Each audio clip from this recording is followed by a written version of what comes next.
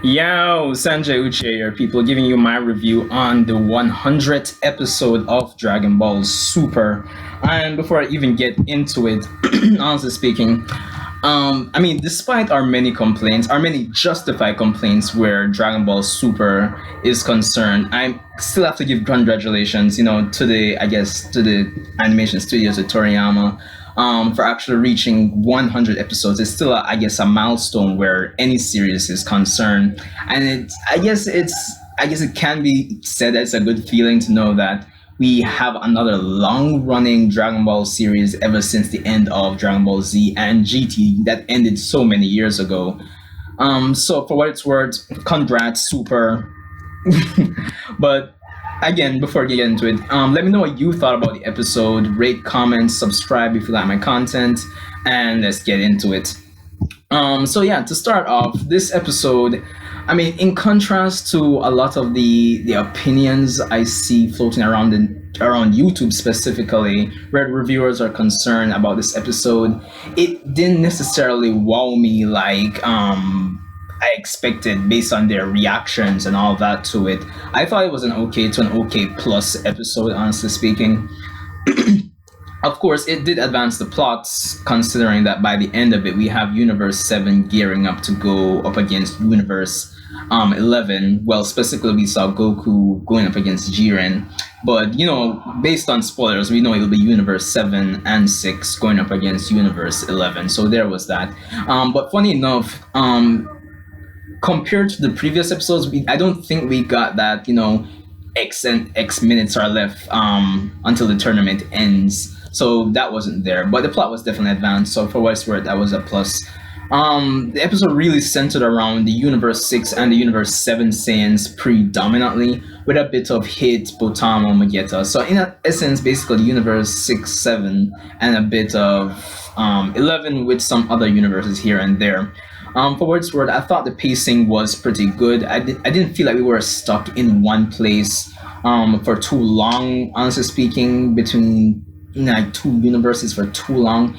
I say that in comparison to, I guess, not last episode, but I guess the episode when Goku and Vegeta went against Universe 9, it kind of felt more like a Royal Rumble type in this episode in terms of the pacing and how we were kind of jumping from character to character and seeing how their fights were going. I like that about this episode. Of course, in terms of some interesting, well, before I even get to that, let's kind of take it step by step. In terms of the characterization in this episode, which I think is one of the parts I know people be complaining about. One, the part that I like, in terms of Caulifla herself, like the more I see her, the more I'm reminded of, I guess, a female Goku counterpart in essence, I suppose. And I say that because she's always seems so eager, like she sees something new, she wants to achieve it, she wants to improve herself. So that kind of reminded me of one aspect of Goku's character, and I definitely like that. What I didn't like is, and it's kind of 50-50, is Goku's teaching Caulifla, in a sense, in, I wouldn't say even a subtle way, but he seems open to teaching Caulifla in this episode during the tournament. Now, I know you can sit there and say this is basically like, back in the Universe 6 versus Universe 7 tournament where Vegeta was, teaching Kaba essentially how to go Super Saiyan. But the thing is, as a friend of mine pointed out, sorry about that, is that it just feels like the stakes are too high for Goku to be taking things so lightly. So there's that. But the reason why I say it's 50-50 is because it's always been in Goku's character to do, I guess, stupid shit like this. Let's kind of do a count of. I doubt I'll get everything, but I know in Dragon Ball after he beat Piccolo, and now he beat him, but he was still his enemy. Piccolo still wanted to destroy the world, well, conquer the world, and he gave him a senzu bean. They didn't use the dragon to find out where Jiro was, to find the androids, prevent the android incident, all of that, which resulted in Goku dying at the end of the day. Goku didn't finish off Buu in the Majin Buu saga. He gave Cell a senzu bean. So, little stuff like that, which kind of builds up to show that it's still, even though it's stupid, but it's still within the realm of Goku's character to be doing stuff like this. So that's my 2 cents on the characterization in this episode. I think I'll get back more to characterization there. Now, the God, clear my throat here. Anyway, so the nods are shout outs, if for lack of a better term. Obviously, this episode was like some kind of not even it's a deliberate I guess I wouldn't say attack, but a shout out to the BROLY fans. The choreography of the fights, especially, well, obviously, specifically to Kale in this episode, it was like almost a 1-for-1 from the BROLY movie in terms of the choreography and how the fight went down between her and Goku. I mean, we had her walking through a Kamehameha. We had the fighting style is basically BROLY, spot on, honestly speaking. I know, I mean, from what I've seen, this could be a polarizing thing based on the people I've interacted with. Some people are like eating it up. They're loving it. They kind of love that it's reminding them of the BROLY movie and his fighting style. Some people hate it. So it's kind of one of those things in Super that's very polarizing. And I always find that the things that are polarizing in Super are always some of the most questionable things, honestly speaking. But for its worth, I think the choreography in this episode was pretty decent. I didn't have a problem with it. I thought it was good. I think after coming from that, another negative about this episode was the art. Definitely a lot of times throughout this episode, the art it just didn't seem up to par, honestly speaking. And you can tell if you even compare this episode with just the preview of next week's episode, you can tell the art in next week is going to be definitely of a higher quality. So the art in this episode was like a no-go for me. It had 1 and 2 good shots here and there, but generally speaking, the art wasn't all that for this episode for me. Kind of getting into some interesting tidbits that I liked. I definitely liked the scene. As I mentioned, the pacing, we didn't feel stagnant, but like some parts that I definitely liked were the parts with Kaba walking up. That was pretty cool, seeing him knock out 2 guys here and there. I definitely like the parts with Jiren, him actually finally stepping up, because I know he's one of those characters people are waiting to do something, honestly speaking. What else did I like about this episode? Well, interesting tidbits, I suppose. I like those 2 scenes. Like, those 2 kind of stand out to me. The animation was alright. I didn't have a problem. Once again, gotta make a distinction between the art and the animation. So there's that. The animation was pretty fluid, I suppose, especially during the Goku and Caulifla fight. So that was cool. Another part I like, I found extremely funny. 2 parts to be exact, was at the start of this episode where basically everybody's roasting Krillin for dropping out. We have 17, even Android 18. And I think that's beyond the comedic aspect of that. That's like an overarching problem for me personally. That kind of brings down the arc on the whole, because we had all these episodes even before not a lot, but we had those Krillin-centric episodes even before the arc started.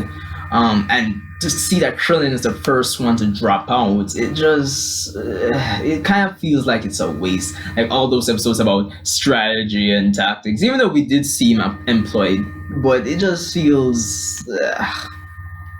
And it kind of feels like all of what I just said is summed up in Android 18's line about, wasting your money on all those equipment to exercise. So there was that. Another thing as well, I know people are gonna bitch about it, is them cheapening Super Saiyan Blue again. And it's kind of becoming a meme versus a kind of ritual where this transformation is concerned at this point, honestly speaking. Goku's going to go blue in a situation that, like, a lot of people are going to say it's not necessary, and we're going to have, like, 50% of people saying it's bullshit, and we're going to have 50% of people saying, hey, it's key control. He wasn't going all out. And it's, as I mentioned earlier, it's one of those polarizing things in Super. And it's always the polarizing things that I find to be like one of those bad writing moments where they could have simply done something extremely simple to rectify it.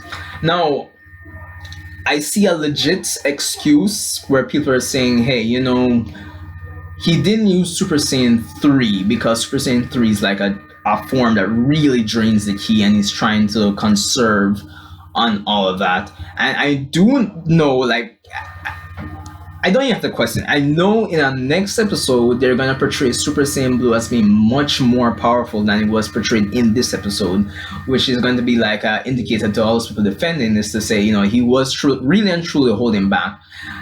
Which I guess, again, in some sense can be justified in the fact that we see Jiren take out the same kill Goku was essentially struggling against in one blast, and Goku still feels confident that he can go up to Jiren still, so... Yeah, I mean, it's 50-50, honestly speaking, at this point. But to me, I still think it kind of carried on the episode because, in the manga, it kind of solidifies that Super Saiyan the Blue is a form that really drains energy, your stamina specifically, and you really have to master it like they did in the manga. But the thing is, they brought that over to the anime with Whis' statement, if not last episode, the week before. So there was that. So it kind of feels like this episode had the potential to be really good, but it kind of falls short and becomes like an okay to an okay plus for me personally. My final thoughts, honestly speaking, on this episode, it's okay to okay plus, as I said. The choreography, the characterization was spot on to me. The plot advanced, the pacing was good, but there are just those little tidbits, as I mentioned, that definitely kind of just drag it down, which is the art and the kind of polarizing aspects of the episode, honestly speaking. But that said, let me know what you thought about the episode. And as I mentioned before, despite our justified complaints about the series on a whole and our constant comparing it to Z and even GT, it is still good to see that, we're 100 episodes in and it seems like it's going to be going strong for a while. I don't know how much longer this series is going to go for, because after this Tournament of Power, who knows what's next, even though I do predict like I guess a season or arc in Universe 6 with the Universe 6 Saiyans or something. But hey, that's all I have for this one. Let me know what you thought about this review and the episode. Rate, comment, and subscribe. I may drop a discussion video tomorrow regarding, I guess, like an extended review. But we'll see what happens. No promises. But Sanjay Uchiha, and I'll see you in the next one.